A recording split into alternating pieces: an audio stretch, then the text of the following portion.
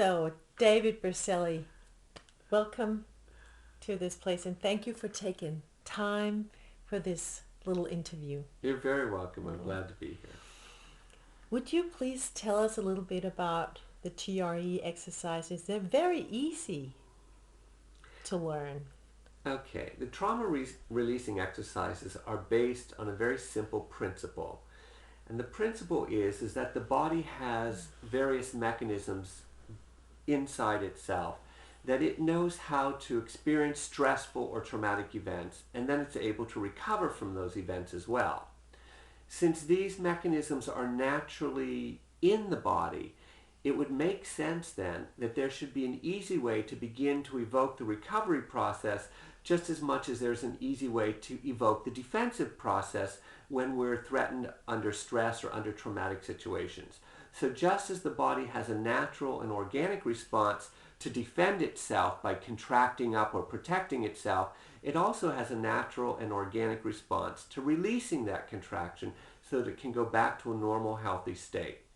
The trauma-releasing exercises are a method to evoke that natural relaxation process, which should in fact be quite easy for the body to do since it's a part of its natural behavior pattern. Mm-hmm. And now you say it's very easy to do, but some people will say, oh, this is too easy. I mean, this is too superficial. Mm-hmm. What do you say to that? Well, here's the deal about our words in terms of our language. Our words often are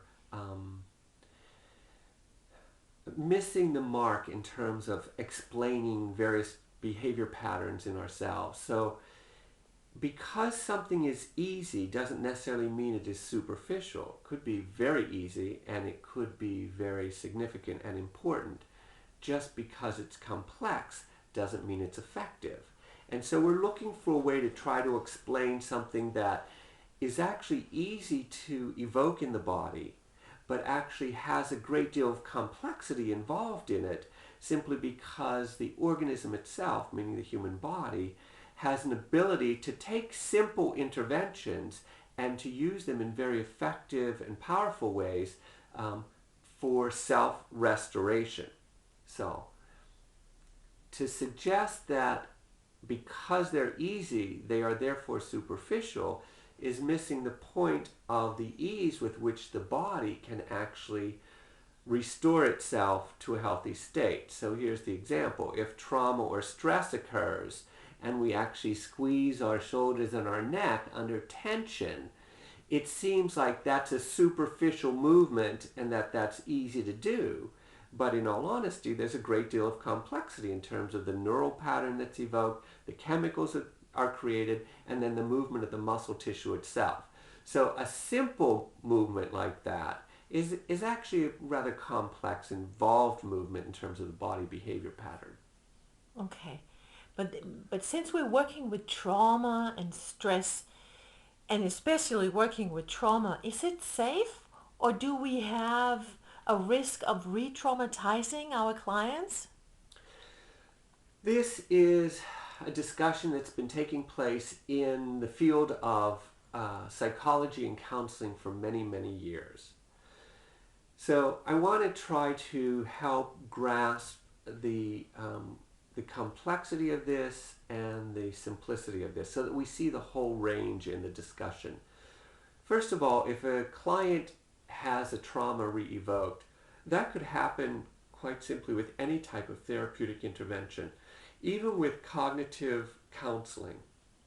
If a client walks into the room and they had just had an experience of sexual abuse a week or 2 weeks before and now they're looking for therapy, and they end up going to a male therapist, as soon as that male therapist closes the door and the client recognizes, oh my God, I'm in a room with a man and this reminds me of the situation, the client themselves could in fact begin to flood or freeze or dissociate. They could have a post-trauma reaction.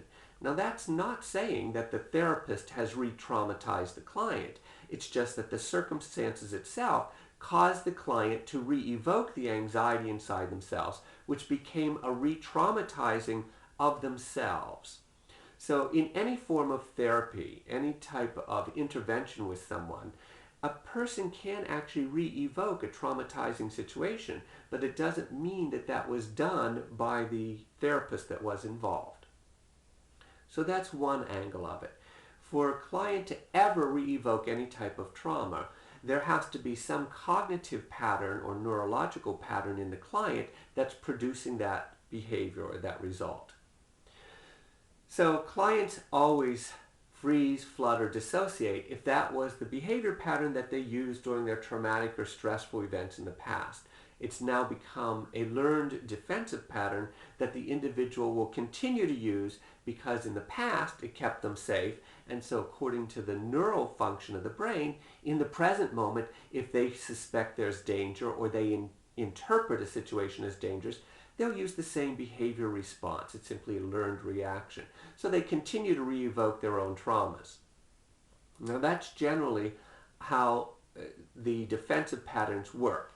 Now, when you take it with TRE, or the trauma releasing exercises, the exercises themselves are designed to evoke a generic response in the body. It's not trauma specific. It's not even looking for trauma cues in the body system. It's simply evoking a mechanism which causes the mild tremor reaction in the body.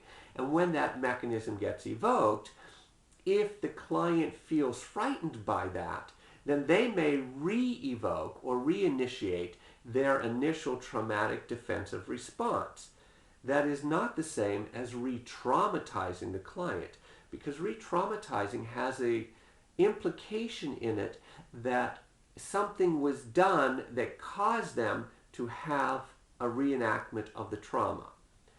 Nothing is being done that causes them to have the reenactment, meaning the tremors aren't re-evoking a trauma. What is happening is the client experiences the tremors and becomes afraid. Their interpretation of the fear of what's going on is what re-evokes or can potentially re-evoke their trauma pattern, the same one they've always used in life because it protected them. So if a client has some tremoring in the body and it feels like they're losing control, their trauma experience was the experience of losing control, and they begin to interpret it in their mind, losing control means danger.